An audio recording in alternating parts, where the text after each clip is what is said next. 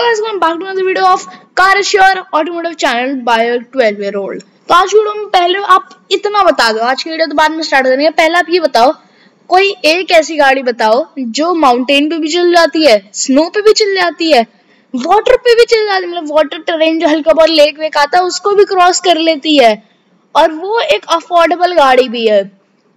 सोचो, हाँ, वो है अपनी ऑल्टो 800। ऑल्टो 800 एक ऐसी गाड़ी है ना जो आपको हर जगह मिल जाएगी। जिस भी जगह पर आप जाओगे, शिमला जाओगे वहां मिलेगी, लद्दाख जाओगे वहां मिलेगी, अपना मेघालय साइड जाओगे वहां भी मिल जाएगी, और नॉर्मल प्लेन्स पे तो चलेगी।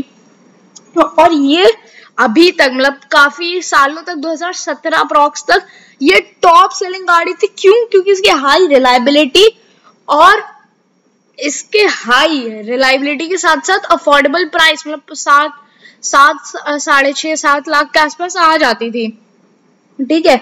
पर अब इस भाई साहब के गोल्डन डे, मतलब इस भाई साहब के अच्छे दिन ना अब जाने वाले हैं। और ये कोई इसलिए भी अफोर्डेबल थी क्योंकि इसका जो इंजन था ना, मारुति ऑल्टो 800, बताओ कहाँ से नाम आया होगा। ऑल्टो याद है, पहले से चलती आ रही है। ऑल्टो एक्चुअली नाम नहीं आता, पहले मारुति 800 आती थी। आपने देखा होगा 2000 वाली मारुति 800, उसके अंदर भी 800 सीसी का इंजन आता था, और अब जो ऑल्टो 800 आती है उसमें भी 800 सीसी का इंजन आता है। पर अब इन भाई साहब की जो वो प्रोडक्शन थी ना, वो 1 अप्रैल, मतलब अप्रॉक्स 1.5 महीने पहले से बंद कर दी जा चुकी है। और सिर्फ यही नहीं, इसके साथ साथ और 16 गाड़ियों की भी ऐसी प्रोडक्शन बंद कर दी है अपनी इनकी कंपनीज ने, क्योंकि अब आ रहा है हमारा BS6, मतलब भारत 6 फेज 2। तो अब आप भारत 6, मतलब BS6 को तो जानते ही होंगे। BS6 एक ऐसा, मतलब इंजन का एक टाइप था। पहले BS4 चलता था। अब पहले मैं आपको बता दूं BS क्या है। तो BS मतलब होता है भारत, जिससे आपको इतना पता चलता है कि बाहर की कंट्रीज में कुछ और फॉलो होता है और इंडिया में कुछ और फॉलो होता है। अगर अभी जब BS6 चल रहा है ना इंडिया में, बाहर की कंट्रीज में चल रहा है वो EU, आई थिंक EU कहते हैं उनको, तो EU5 चल रहा है बाहर। क्यों? क्योंकि इंडिया में पॉल्यूशन लेवल काफी बढ़ गया था, तो BS4 के बाद सीधा इंडिया में इंट्रोड्यूस कर दिया गया BS6। ये भारत का अपना बनाया हुआ है, मतलब भारत में अपने ही रूल्स हैं, और ये कोई इंजन टाइप नहीं है, कुछ नहीं है। ये BS6 है एक नॉर्म।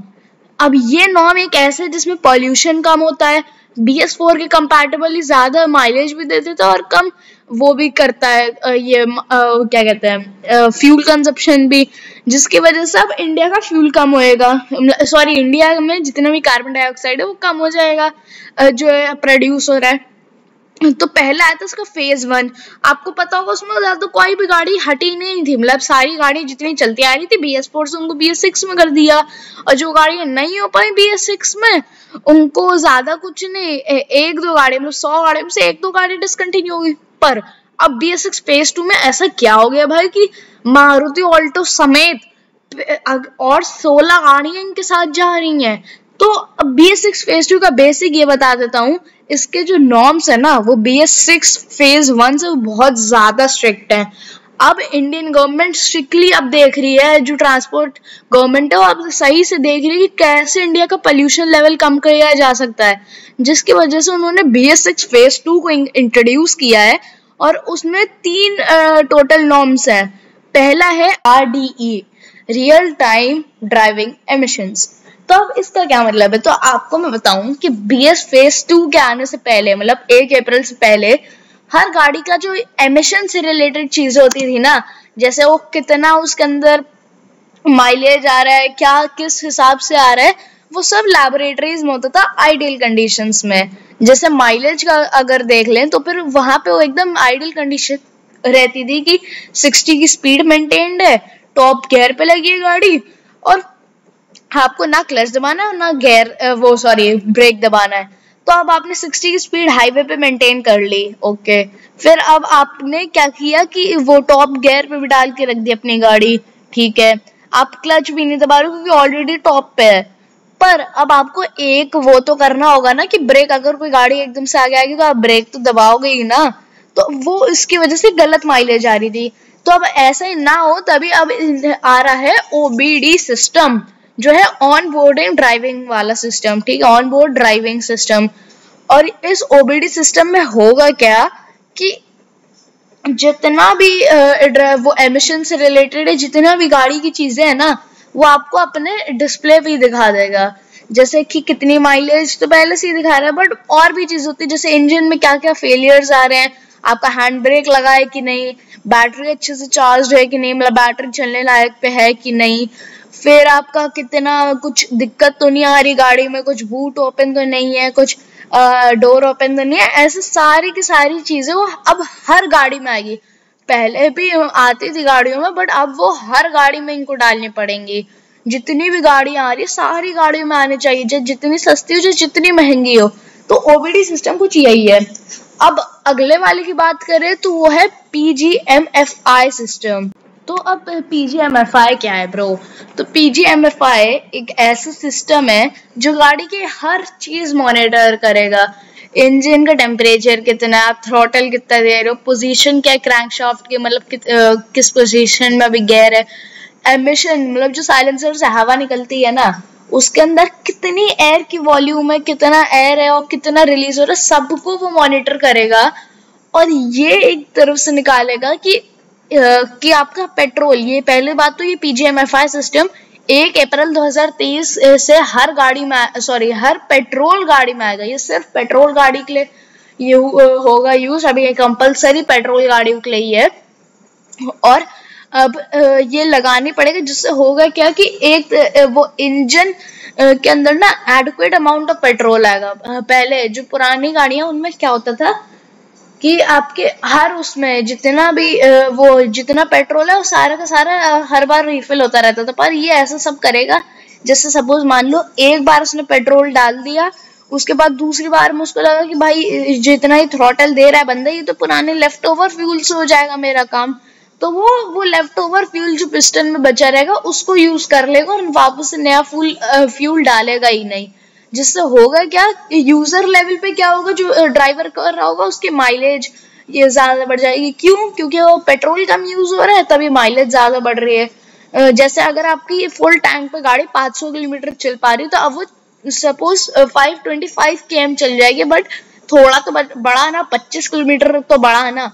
तो और नेशनल लेवल पे क्या होगा, पहले तो अगर कम पेट्रोल जा रहा है तो CO2 कम रिलीज होगा, CO2 कम रिलीज होगा, पॉल्यूशन कम होगा। इससे एक और ये भी होगा कि कम लोग को पेट्रोल खरीदना होगा, कम लोग को पेट्रोल खरीदना होगा तो इंडिया को बाहर से, आपको पता होगा इंडिया बाहर से फ्यूल लाती है। अब यहाँ पे इंडिया में ज्यादा फ्यूल नहीं बनता है, तभी वो बाहर से लाने का अमाउंट कम होगा। अब बाहर से लाना फ्री का तो मिलता नहीं, पैसा डालने पड़ता है। वो पैसे कहाँ से जाते हैं? जीडीपी से जाते हैं। जो इंडिया का पैसा है वहां से अब वो जीडीपी भी कम जाएगी, तभी हर किसी को फायदा करेगा। हाँ, तो अब पीजीएमएफआई भी हो गया और वो आरडीई भी हो गया। अब ये कैफे 2 क्या बला है भाई? तो अब कैफे 2 का फुल फॉर्म है कॉर्पोरेट एवरेज फ्यूल एफिशिएंसी, और ये है इसका सेकंड वर्जन। पहला वर्जन जो था कैफे का, वो आ गया था अपना 2017 में हर टाइप की गाड़ी, मतलब पेट्रोल के लिए भी आ गया, डीजल के लिए भी आ गया, सीएनजी के लिए भी आ गया एंड एलपीजी के लिए भी आ गया। हाँ, पहले गाड़ी एलपीजी से भी चल पाती थी। ये काफी बढ़िया आइडिया था एलपीजी का चलेगा, बट इसकी वजह से काफी डिसएडवांटेजेस थे, जिसपे मैं एक सेपरेट या तो वीडियो या तो शॉर्ट बना दूंगा।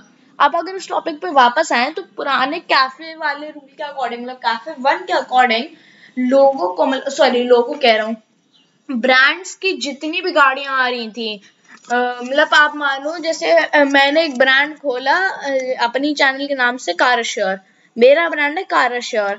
अब इस ब्रांड के मानो मैंने लाइंस की 3 गाड़ियां नहीं 4 गाड़ियां ले आया, एक पेट्रोल, एक डीजल, एक सीएनजी, एक एलपीजी। अब हर गाड़ी के मेरे हजार यूनिट्स बिक गए। ठीक है, तो इसका मतलब मैंने कितनी गाड़ियां बेच दी? 4000 गाड़ियां मैंने बेच दी अपनी। अब वो 4000 गाड़ियों का एक कुछ तो CO2 लेवल होगा, तो पुराने कैफे के हिसाब से ये CO2 लेवल हर गाड़ी कलेक्टिवली हर गाड़ी का 130 ग्राम CO2 पर किलोमीटर होना चाहिए। तो जिसका बेसिक मतलब है कि मेरा जो ब्रांड है कार श्योर, उसकी जितनी भी गाड़ियां रोड पे चलनी है, 4000 5000 जितनी भी गाड़ियां चलनी है अभी जिस हिसाब से 4000, तो 4000 जो गाड़ियां चल रही है कार श्योर की, ये उन सब का कलेक्टिव जो होना चाहिए है वो है 130 ग्राम CO2 वो हर किलोमीटर पे डाल सकती है मैक्सिमम कैफे 1 के अकॉर्डिंग, ठीक है। पर अब जो कैफे 2 आ रहा है 1 अप्रैल 2023 से उनका आ चुका है आई मीन, तो ये कैफे 2 जो आया है इससे अगर मैं बताऊं तो इसको काट के 130 से काट के 113 कर दिया, 113 कर दिया, 130 की जगह, जिससे अब हुआ क्या कि अब इनको 17 ग्राम कम करनी है। और आपको लग रहा होगा कि भाई 17 ग्राम में क्या है, एक गाड़ी हटा तो 17 ग्राम कम हो जाएगा, बट ऐसा नहीं होता है, क्योंकि ब्रांड्स के हिसाब से उनका काफी ज्यादा लॉस हो जाएगा अगर वो ऐसा कुछ भी कर लेते हैं, क्योंकि अब वो एक स्पेसिफिक गाड़ी तो हटा नहीं सकते, उनको एक पूरा गाड़ी का मॉडल ही हटाना पड़ जाएगा, तो उसमें इनका बहुत लॉस होगा। अब इससे होगा क्या कि पोल्यूशन कम होगा। बेसिक क्या है, CO2 पोल्यूट करता है एयर को, मेन पोल्यूटर क्या है, CO2 है। अब CO2 कम हो गया, कम पोल्यूट होगी एयर, बेसिक आइडिया ये है। अब इसका सोल्यूशन दो है मतलब वो इंटरकनेक्टेड है। या अब देखो, अगर पहले कोई मान लो जैसे मेरा कार श्योर का ब्रांड है, उसने 4000 गाड़ियां बेच रहा है, मेरा एकदम कैप पे लगा कि 130 ग्राम CO2 ही रिलीज करती है मेरी सारी गाड़ियां हर किलोमीटर पे, ठीक है। तो अभी मैं मार्जिन पे चल रहा हूँ, अब इन्होंने एकदम से डाल दिया कि 113 ग्राम करनी चाहिए, तो अब मेरे को अगर 113 ग्राम वाली अगर फॉलो करना है यूनिट, तो मेरे को अपनी गाड़ी हटानी पड़ेंगी। मतलब जो अभी मेरी 4000 गाड़ियां चल रही हैं, अब मेरे को उनको कट डाउन करके सपोज 3000 गाड़ियां करना पड़ेगा, और अब 3000 गाड़ी करने के बाद मेरा आ गया 113 किलोमीटर, सॉरी 113 ग्राम का आ गया। पर अब हर डीलरशिप जो होती है, एक डीलरशिप जो होती है, वो एक गाड़ी के बेचने पे 30-35 हजार से ज्यादा नहीं कमा पाती। जैसे अगर आपको कोई गाड़ी 10.5 लाख की पड़ रही है, तो वो डीलरशिप वाले भी 10,20,000 की खरीदते हैं, तो अब वो उनका आ जाता है 10,20,000 की खरीदी उन्होंने, तो अब डीलरशिप का प्रॉफिट ही इतना है, और ब्रांड्स का भी प्रॉफिट ज्यादा नहीं हो पाता है, ठीक है। तो अब इसकी वजह से अब अगर मेरी 4000 गाड़ियां बिक रही थी, मतलब अगर मैं 4000 पे मानू कि मेरे को हर गाड़ी पे 10 रुपए भी मिल लेते, तो अभी तक मेरी इनकम क्या थी, 40,000। पर अब मेरे को अपनी 3000 गाड़ियां करनी पड़ी, एक गाड़ी का मेरे को सपोज LPG गाड़ियां हटानी पड़ गई, तो जिसकी वजह से अब मैं सिर्फ कमा पा रहा हूँ 30,000। अब मैं वो जो 30,000 जिनसे कमा रहा हूँ वो भी पूरी नहीं बना पा रहा हूँ, तो ये मेरे लिए दिक्कत है। और कोई भी अपने प्रॉफिट के साथ तो खेलेगा नहीं, तो प्रॉफिट को अब बढ़ाने के लिए क्या करना होगा, पहले तो आपको गाड़ियां पेट्रोल डीजल वाली कट डाउन करनी पड़ जाएंगी, और उसके बाद आपको इलेक्ट्रिक या हाइब्रिड भी निकालनी पड़ेगी, क्योंकि अब अगर मेरे को बिना 130 तक पहुंचा अगर मेरे को बढ़ाना है अपना रेट ये इन सब का कि वो सब कि क्या हो रहा है, कैसे चल रहा है, मतलब बेसिक अगर मेरे को 113 से 100 मैक्सिमम 25 लेके जाना है, सॉरी 113 पे मेरा आ गया, मेरे को अगर 113 रखना और अपना प्रॉफिट भी बढ़ाना है, मैं कैसे करूंगा, ऐसा कोई गाड़ी निकालूंगा जो CO2 भी रिलीज ना करता हो, ड्राइव ट्रेन। अब ऐसा कौन सा ड्राइव ट्रेन है, वो है इलेक्ट्रिक या हाइब्रिड। हाइब्रिड काम करता है, इलेक्ट्रिक ऑलमोस्ट करता ही नहीं ऑलमोस्ट, ठीक है। तो अब मैं इलेक्ट्रिक गाड़ियां जोड़ूंगा अपने प्रॉफिट के लिए, क्योंकि मैं हर गाड़ी पे 30-35 हजार कमा रहा था, अब मैंने LPG को हटाया, EV गाड़ी को इंट्रोड्यूस कर दिया, जिसकी वजह से मेरी 4000 गाड़ियों की सेल हो गई, मेरा प्रॉफिट बैक 40,000 पे हो गया, और अपना ये CO2 के नॉर्म्स तक भी मैं आ गया कैफे 2 नॉर्म्स के हिसाब से, जिससे सारे फायदे हो जाएंगे। अब इससे फायदा क्या होगा, अपना ये जो पहले तो क्या हो रहा था, पॉल्यूशन कम हो रहा था, और गवर्नमेंट हमेशा से ट्राई करती है कि EV गाड़ियों को ज्यादा सपोर्ट मिले, तो EV गाड़ियां अब यहाँ पे ज्यादा EV गाड़ियां प्रोड्यूस करेंगी। जो एक ब्रांड जिसमें कारशोर में 2 EV गाड़ियां अगर बेच रहा था, तो अब मैं 4 बेच दूंगा उसकी जगह, ठीक है। तो अब EV गाड़ियां अगर ज्यादा हो जाएंगी पेट्रोल डीजल से, तो जितनी ज्यादा EV गाड़ियां होंगी उतने ज्यादा लोग ढूंढेंगे कि इसकी बैटरीज और ये सब कहाँ से लाए, जितने ज्यादा लोग ये सब ढूंढेंगे उतना ही ज्यादा अपने का सेल होगा, जिसकी वजह से अब ओवरऑल क्या होगा कि यहाँ पे वो क्या कहते हैं, EV गाड़ी भी प्रमोट होगी, पोल्यूशन भी कम हो गया। अब यही तीन नॉर्म्स थे अपने BS6 फेज 2 के, और ये 17 गाड़ियां इनको फॉलो नहीं कर पा रही हैं, जिसमें मेनली डीजल मॉडल्स है। क्यों, क्योंकि डीजल का एक अलग ही चल के आया कि कुछ अलग उनको डिफरेंस करना होगा, काफी कॉम्प्लेक्स उनका पूरा, उनको बेसिक आप मान लो गाड़ी का स्ट्रक्चर बदलना पड़ जाएगा, जो नीचे का होता है अंडर बॉडी वाला, तो उसको पूरा उनको बदलना पड़ जाएगा, जिसकी वजह से वो काफी ब्रांड्स अगर करेंगे भी तो भी वो लॉस में चले जाएंगे।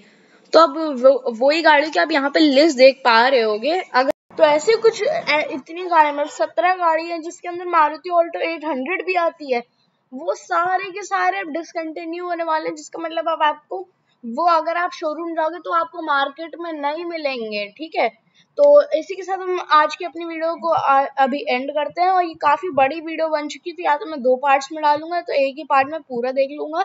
तो प्लीज सब्सक्राइब कर देना चैनल को, और लाइक भी कर देना। मैं ऐसी मेहनत करता रहूंगा। मेरे पास काफी सारी वीडियोस अभी हैं, मतलब जैसे टाटा की बहुत सारी गाड़ियों की वीडियोस हैं जो मैं धीरे धीरे रिलीज करूंगा, क्योंकि एक होता है ना कि मतलब अब मेरा कोई बड़ा चैनल नहीं है कि मैं एकदम से अपलोड करूँ और व्यूज भी आ जाए। तो मेरे को देखना होता है कि हाइप किस चीज की बन रही है। ठीक है, जैसे मैंने वो इनोवा हाई क्रॉस का अपलोड किया था, उसकी हाइप थी। तो चलो ये सब ठीक है, ये सब बाद की बात है। तो आज वीडियो के लिए नहीं, मिलता है अगले वीडियो में। Bye bye.